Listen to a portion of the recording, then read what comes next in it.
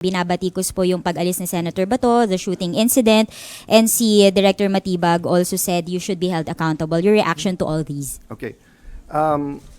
Hindi pa naman ako SP, pinagre-resign na ako eh. Buong buhay ko naman ganun eh, 'di ba? So certain people are called for the job. So even before I took office as Senate President, tinanong ko sa 12, bakit ako? And may reason kung bakit ako. Maybe because I was there during the time of crisis. You remember, nung pandemic, nag-break ang Senate, di ba? Ang House, mas marami kami. Gusto nila mag-break kami. Sabi ko, hindi pwede. Kailangan makita nila may gobyerno. Konti na lang siguro tayo dito. I don't blame naman yung mga nagsuggest sa akin Wednesday night na wala daw pasok the next day, Thursday, at i-cancel lahat. Sabi ko, hindi pwede. Kailangan makita nila may gobyerno dito. So, ang message ko sa NBI, hindi nyo natibag ang Senado. Under Alan Cayetano, hindi nyo natibag ang Senado. So kung sino man, if I continue or may papalit sa akin, okay? Ulitin ko ha, during my watch, hindi nyo natibag ang Senado. Now, kung if I remain or kung papalitan ako, sana hindi matibag ang Senado.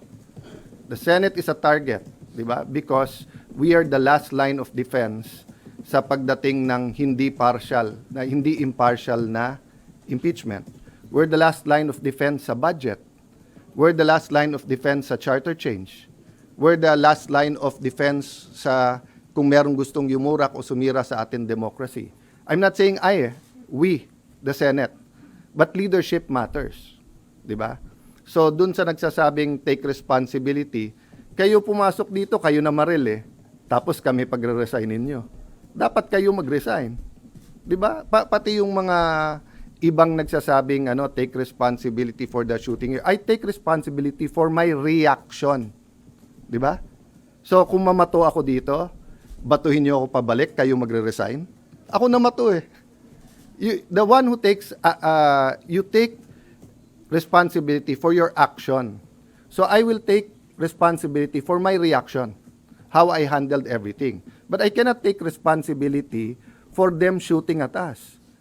Confirmed na, may gunpowder yung hinuli. Sa loob ng Senado hinuli yon ha. Until this time, may nagsasabi sa Pangulo na ang NBI daw nasa GSIS wala daw dito sa loob at hindi daw nagpaputok. So makikita mo there's a lying all over going around. If they can lie with that simple thing, 'di ba? So sabi ko nga sa grupo namin, guys, hindi pwedeng maging general rule yung ginawa ng NBI. Tinetesting nila yung Senado. Unfortunately, dati, maraming nag-i-invoke dun sa spirit ni Salonga, Recto, Tanyada, yung Osmeña, Rojas, yung ating mga greats, di ba? In the past, pagka inattack ang Senate, nagka-come together lahat ng senador. Ngayon, algorithm at political bias na. That's what's sad about it. No? All the evidence is there. I mean, it's beyond our control na, like sa inyo, di ba? Pag dumating na sa editor, dumating na sa final, dumating sa live interviews, hindi nyo kontrolado lahat yon. Pero yung personal experience nyo at personal testimony nyo, meaning, pag tinanong kayo ng kapatid nyo, anak nyo, pag uwi nyo, ano ba talaga nangyari? Eyewitness din kayo eh. Diba? So, yun din ang ko sa inyo. Kung eyewitness kayo and you think I did wrong, I won't take it against you for calling for the resignation. But if you're telling me na kontrolado ko yung NBI, so dun sa nagsabing scripted, di ba? Ang galing ko naman na pati NBI is under my command pala. So you won't resign, sir? There's no reason to eh. Di ba? Many of those who are calling for my resignation are political operators eh. Dati na silang meaning nung nasa DFA ako, resign Alan. Nung nasa Speaker's Office ako, resign Alan. Nung minority leader ako, resign Alan. Nag-echo lang ngayon dahil nga sa mga pangyayari. But for me, it's concerted effort from day one to get me out because they want someone they can control.